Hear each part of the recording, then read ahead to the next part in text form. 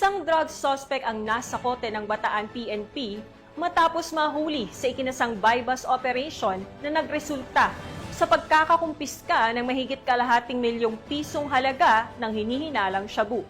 Nakibalita dyan si Patrolwoman Jilly Peña.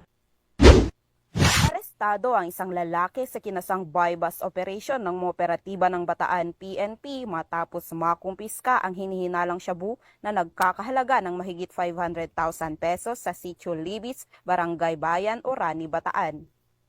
Pinangunahan ng Bataan Police Provincial Office sa ilalim ng pamumuno ni Police Colonel Marites A. Salvadora, Provincial Director, ang operasyon na nagbunga sa pagkakaaresto ng suspect na kinilalang si alias Buboy.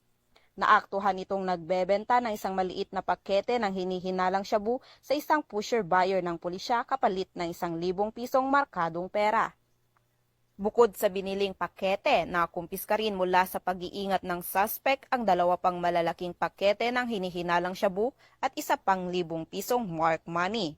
Tinatayang aabot sa 80 grams ang kabuang bigat ng nakumpiskang ilegal na droga na may tinatayang halagang 544,000 pesos batay sa standard drug price.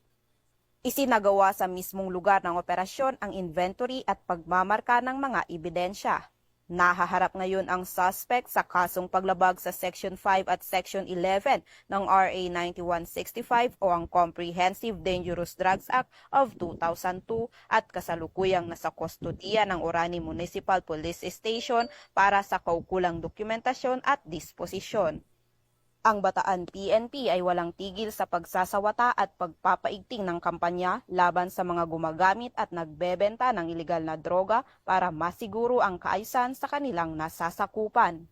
Hinihikayat din ng pulisya ang publiko na makipagtulungan sa mga otoridad sa pamamagitan ng agarang pag-uulat ng kahina-hinalang aktibidad upang mapabilis ang pagsugpo sa krimen sa lalawigan.